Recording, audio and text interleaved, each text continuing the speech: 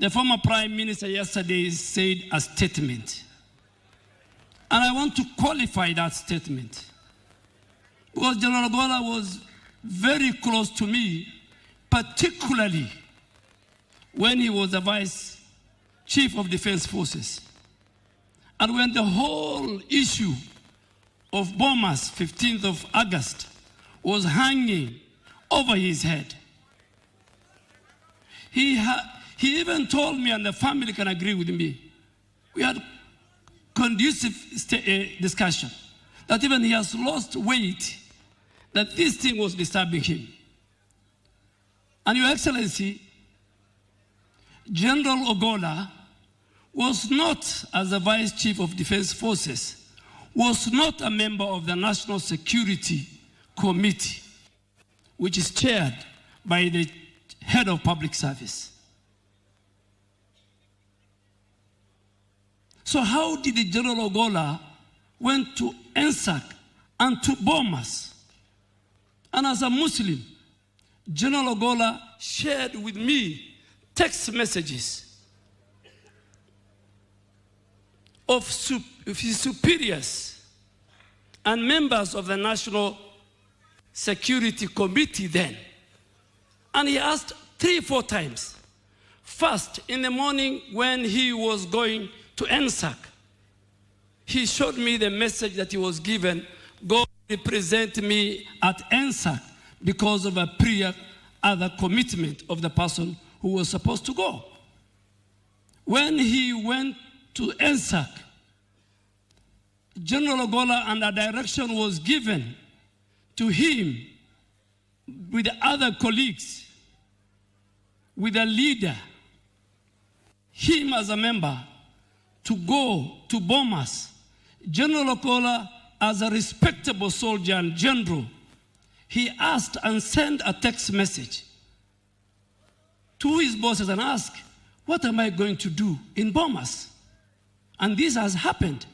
And General Ogolla was told, it's been decided, you go. And I'm narrating what General Ogolla today, he's lying here, this man, told me. When he went to Bomas, the then chairman of IEBC, he told me, kept them for 5 hours. And the 411 came while he was in Bomas, saying the results will be announced at 3. And General Ogolla then again sent a text message and saying, now that the result will be announced at 3, as a general, as a soldier, what am I doing here? And he was told, stay with your colleague. That text message is there. When His Excellency yesterday said, I had a one-to-one with the General Ogolla, he gave me permission to have one-on-one discussion with the General Ogolla on a Monday from 7 to 9:30 p.m. in my house. His security, his drivers can confirm. And when he convinced me, because he was a man of God, when he convinced me is when he got an opportunity to relay and talk to the president with those 3 statements at the end of his discussion with the president. Today, I want to confirm that because of what happened to General Ogolla, the president as the chairman of the National Security Council, so that for it not to happen again, the president has directed last year that members of the National Security Committee, the IG, the DG NIS, the Head of Public Service, PS Interior, PS Defense, CDF, PS Foreign Affairs, PS Treasury, and the Solicitor General can never again delegate the attendance of that membership to their juniors. Because tomorrow, another member of the National Security Committee will commit the same crime. So Honorable Raila Odinga was very right.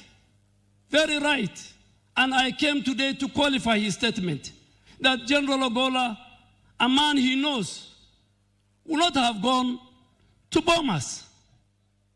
And the people who sent him to Bomas, some of them are here. Some of the people who sent him to Bomas,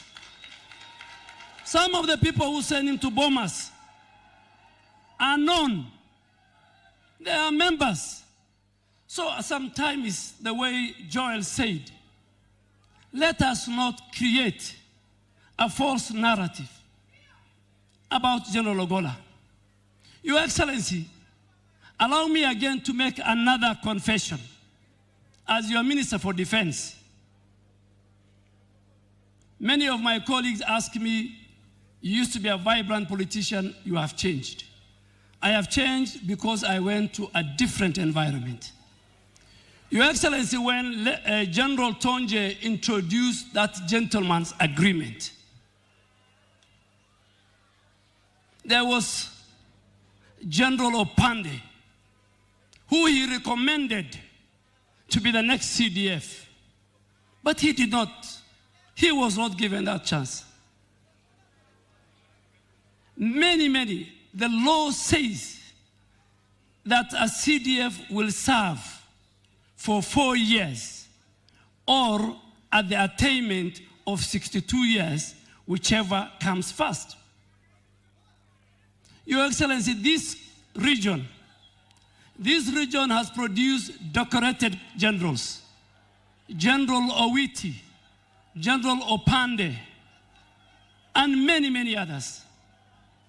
But because you wanted to change Kenya, you said we must kill ethnicity and regionalism in our country. Your Excellency, and I want to confirm to the nation, there were many people within even our ranks who said General Ogolla should not be appointed. But they had only one reason. Very unfortunate. Very unfortunate, the reason of 15th of August. They forgot all the other credentials of General Ogolla.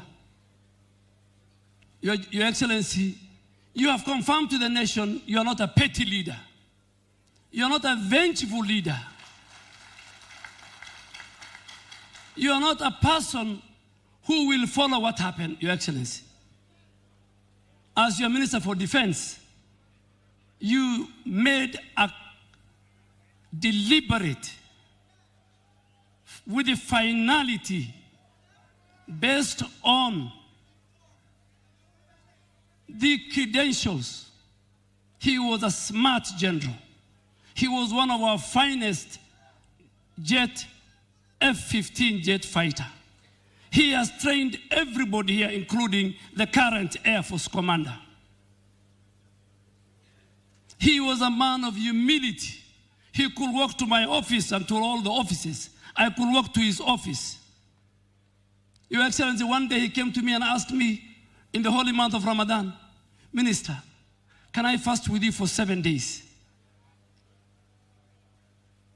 Your Excellency, you decided, you directed, and I went and passed the council, the Defense Council, your decision on the 27th of April 2023, the appointment of General Ogolla, among others. And on